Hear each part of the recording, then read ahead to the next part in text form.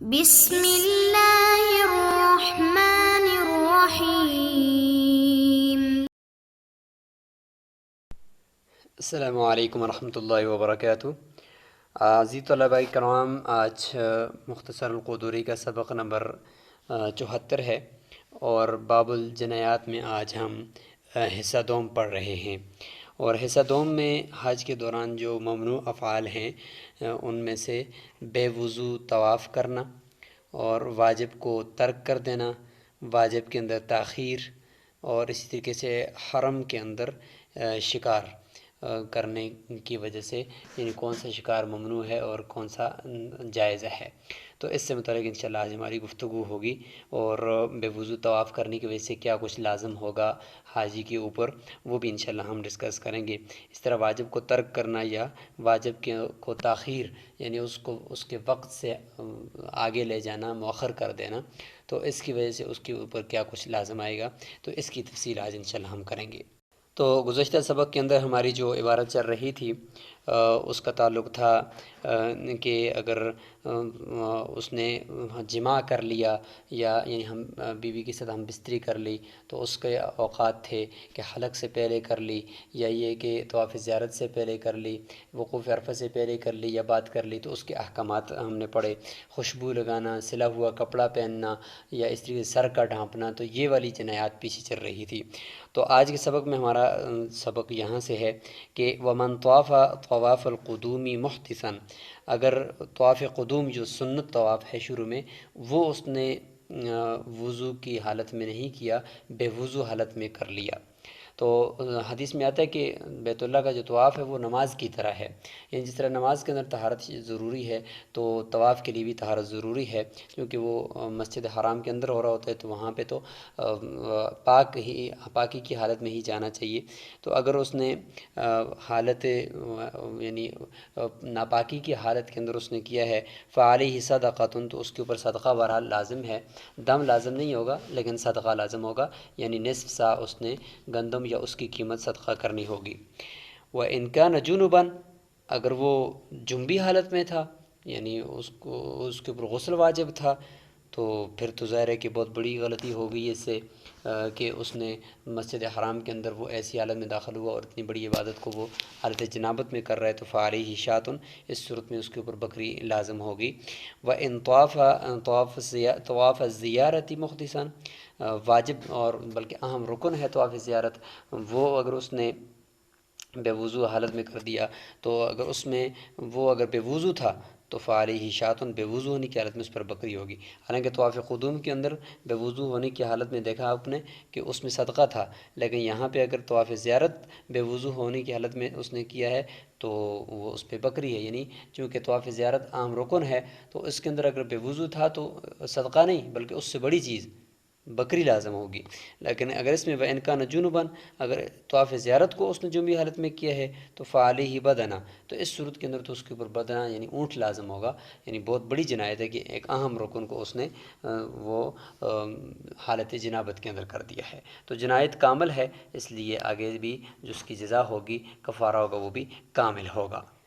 اچھا، اب یہ ہے کہ طواف زیارت اس نے حالت جنابت میں تو کر دیا ہے، تو کیا یہ طواف ہو گیا ہے؟ تو صحیح قول کے مطابق طواف تو اس کو ہو گیا ہے، لیکن گنہگار ہوا کہ اس نے اس حالت میں کیا ہے اور اس کے اوپر یہ دم لازم ہوگا، لیکن کیا وہاں پہ ہوتے ہوئے اس طواف کو دوبارہ کرے یا نہ کرے؟ تو فرمایا والافضل ان یعید الطواف، افضل یہ ہے کہ وہ طواف کو لوٹائے، ما دام بمکہ، اگر وہ مکہ کے اندر ہے، یعنی جب تک وہ مکہ میں ہے تو اس کو دوبارہ کر سکتا ہے،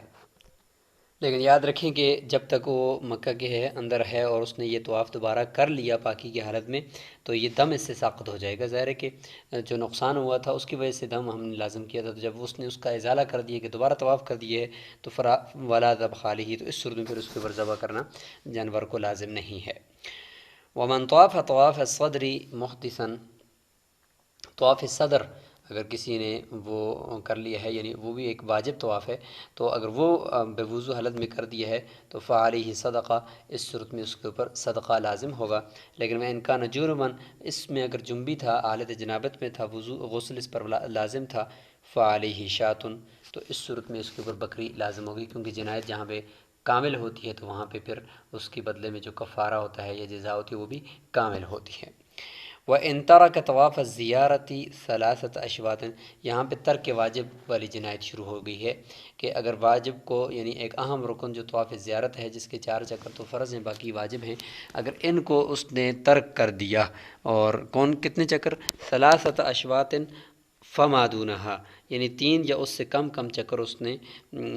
چھوڑ دیے تھے، فعلیہ شاتن، تو اس کے اوپر بکری لازم ہے، چونکہ یہ جنایت کامل ہے، چونکہ یہ فرض ہے اور یہ اہم رکن ہے۔ وَإِن تَرَكَ أَرْبَعَةَ أَشْوَاطٍ بَقِيَ مُحْرِمًا أَبَدًا حَتَّى يَطُوفَهَا، اگر اس نے 4 چھوڑ دیے تو ظاہر ہے جب 4 چھوڑ دیے تو مطلب یہ کہ پھر تو زیادہ چھوڑ دیے، تو جب 7 میں سے 4 چھوڑ دیے تو گویا کہ للاکثر حکم الکل کے قاعدے کے تحت اس نے طواف کیا ہی نہیں ہے، تو یہ تو اس صورت میں تو جب طواف زیارت اس نے کیا نہیں ہے تو اس وقت تک یہ محرم ہی رہے گا، احرام سے نہیں نکلے گا جب تک اس طواف کو نہیں کرے گا، کیونکہ یہ طواف تو اہم رکن تھا۔ فرمایا کہ بقیہ محرمًا ابدا، ہمیشہ کے لیے وہ حالت احرام میں رہے گا، اس کے اوپر وہ ساری پابندیاں ہوں گی جب تک کہ وہ اس کو دوبارہ طواف کو کرے گا نہیں۔ ومن ترک ثلاثۃ اشواط، اگر کسی نے 3 چکر تو طواف صدر کے کیے، من طواف صدر کے 3 چکر تو کر لیے، اور اسی طریقے سے فعلیہ صدقہ،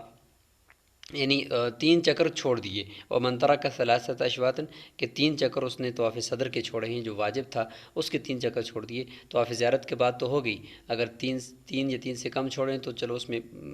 بکری لازم ہو جائے گی، لیکن 3 سے زیادہ چھوڑے ہیں، 4 چھوڑے ہیں، تو پھر تو گوئے کہ پورا طواف ہی چھوڑ دیا، تو لہٰذا جب تک اس کو کرے گا نہیں اس عام رکن کو تو وہ محرم ہی رہے گا۔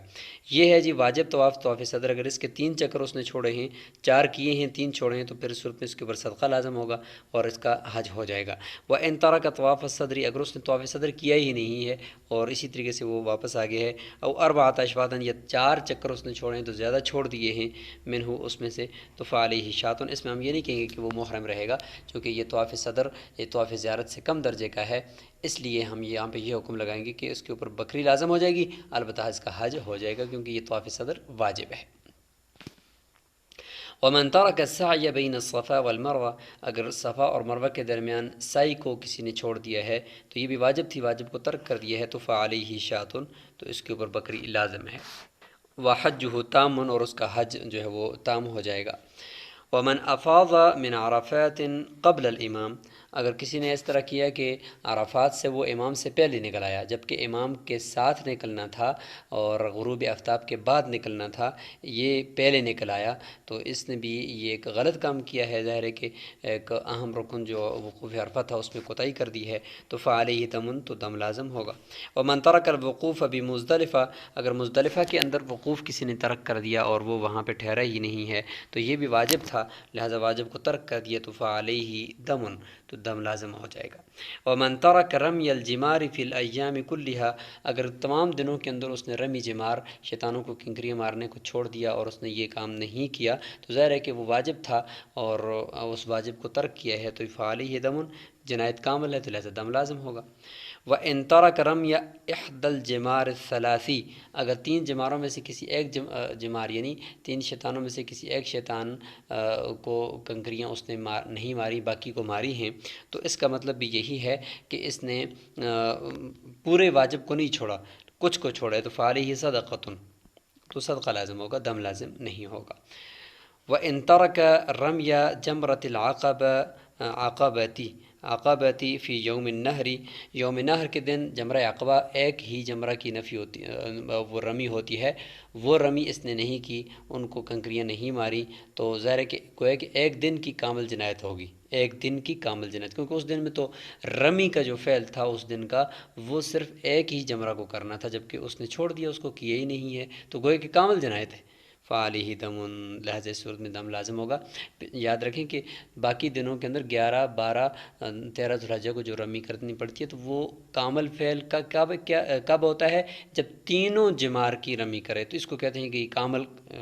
رمی ہے، اور 10 ذو الحجہ کو جو رمی ہوتی ہے وہ کامل رمی صرف ایک ہی ہے، ایک ہی جمرہ کو کرنا کامل رمی، لہذا اگر اس میں کمی آئے گی تو گویا کہ رمی کی ہی نہیں، اس دن کا رمی ہی چھوڑ دیا اس نے۔ اور باقی 3 دنوں کے اندر جب تک تینوں کو کیا ہے تو ہم یہ کہیں کہ بھائی اس نے کامل رمی، کامل کنکریاں مارنے کے عمل کو اس نے سر انجام دے دیا ہے۔ اگر ان میں سے کوئی ایک اس سے رہ گیا تو ہم یہ کہیں گے اس میں نقص آ گیا ہے۔ اس لیے فرمایا کہ اگر اس نے جمرہ عقبہ یعنی ایک جمرہ کی رمی جو کی جاتی ہے جو یوم نحر کے دن، اگر وہ ساری چھوڑ دی تو گویا کہ کامل جنایت ہے، فعلیہ دم۔ ومن اخر، یہاں سے تاخیر، واجب کی تاخیر والی جو جنایت ہم نے پڑھی تھی وہ شروع ہو چکی ہے کہ ومن اخر الحلق، اگر کوئی حلق سر منڈوانے کو اس نے مؤخر کر دیا، حتی مضت ایام النحر، ایام نحر بھی مکمل ہو گئے، 13 ذوالحجہ سے بھی اوپر چلا گیا وقت اور اس نے ابھی تک سر نہیں منڈوایا، تو فرمایا کہ فعلیہ دم عند ابی حنیفہ، امام صاحب کے نزدیک دم لازم ہوگا، کیونکہ جنایت کاملہ ہے اور اس کو واجب کو جس وقت میں کرنا تھا وہ وقت، اس وقت سے اس نے اس کو ڈیلے کر دیا ہے، آگے کر دیا ہے، لہٰذا جنایت کامل ہے۔ وَكَذَلِكَ، اور یہی حکم ہے اس صورت میں بھی دم ہی لازم ہوگا، ان اخر طواف الزیارتی، اگر طواف زیارت کو مؤخر کر لیتا ہے، یعنی طواف زیارت تو کرنا تھا اس نے 10، 11، 12 ذوالحجہ، ان تینوں کے اندر اندر اس نے کرنا تھا، جبکہ اس نے ان تینوں دنوں میں نہیں کیا اور اس سے 13 سے 14 ذوالحجہ ہو گیا، تو اس نے مؤخر کر دیا ہے، تو امام صاحب کے نزدیک اس پہ بھی دم لازم آئے گا۔ تو یہاں تک زمین بات جو ہوئی ہے وہ احرام کی وجہ سے جو پابندیاں محرم کے اوپر آتی ہیں ان کی بات تھی، وہ 9 قسم کی تھیں جو ہم نے مائنڈ میپ میں سبق نمبر 73 کے اندر آپ کو بتائی تھی۔ آگے جو بات ہے وہ یہ ہے کہ حرم جو ہے خانہ کعبہ کے ارد گرد کا علاقہ جو حرم ہے، مسجد حرام جہاں پر ہے، تو اس کے گھاس، اس کا شکار خشکی والا، اس کی جتنی بھی چیزیں ہیں احرام کی حالت میں جب بندہ جاتا ہے تو ان سب کا اس نے خیال رکھنا ہے۔ ومن دخلہ کان آمنا کی کا تقاضے کے تحت بھی کہ وہاں کی ہر چیز کو امن ہے، اور اس کے گھاس کو اس نے نہیں کاٹنا، اس کے جانوروں کے ساتھ اس نے نہیں چھیڑ چھاڑ کرنی، البتہ یہ کہ چیل اور اسی طریقے سے چوہا، ان کے بارے میں حدیث میں آیا، اس طریقے سے 3 4 اور بھی ہیں کہ وہ چونکہ ایسے ہیں کہ نقصان دہ ہیں تو ان کو جہاں پر بھی ہوں مارنے کا حکم ہے۔ اس کے علاوہ باقی مویشی ہیں، جانور ہیں، چاہے حرام ہو یا حلال جانور ہوں، شکار کے ساتھ ان کا تعلق ہو یا نہ ہو، لیکن ایک اس کی حالت میں، کسی حالت میں بھی محرم کے لیے یہ جائز نہیں ہوتا کہ وہ ان کو شکار کرے یا ان کو مار دے۔ اس طریقے سے نباتات ہیں، وہاں کی کھیتی ہیں، تو احرام کی حالت میں ان کو بھی نہیں، ویسے بھی اس کی حفاظت کرنی ہے، لیکن احرام کی حالت میں پابندیاں اور بڑھ جاتی ہیں۔ تو انشاءاللہ اگلے سبق کے اندر ہم ان کو اچھی طریقے سے ان کو سمجھیں گے کہ حرم کی وجہ سے کیا کیا محرم کے اوپر پابندیاں آتی ہیں۔ احرام کی وجہ سے جو تھیں وہ یہاں تک مکمل ہو چکی ہیں۔ آپ سے آج کا سوال یہ ہے کہ احرام کی حالت میں کون کون سی پابندیاں ہیں اور ان پابندیوں کی وجہ سے کیا کچھ لازم آتا ہے، اس کا کیا قاعدہ ہے، اور وہ قاعدہ میں خلاصے کے طور پر ایک بتا بھی دیتا ہوں کہ جنایت کامل ہے تو دم ہے، جنایت ناقص ہے تو صدقہ ہے۔ دم کہتے ہیں کہ بکری ذبح کی جائے، اور وہ بکری بھی یا بکرا ذبح کیا جائے یا دمبا یا بھیڑ ذبح کی جائے، کچھ بھی کی جائے، لیکن وہ چونکہ یہ دم ہے تو لہٰذا یہ اس کے اندر شرائط بھی ہونی چاہیے کہ وہ 1 سال سے کم کی نہ ہو، اور کرنے بھی حرم کے اندر ہے، جبکہ صدقہ وہ نصف سا ہے، اس کی قیمت دے، حرم میں دے یا غیر حرم میں دے، اس کی اجازت ہے۔ السلام علیکم ورحمۃ اللہ وبرکاتہ۔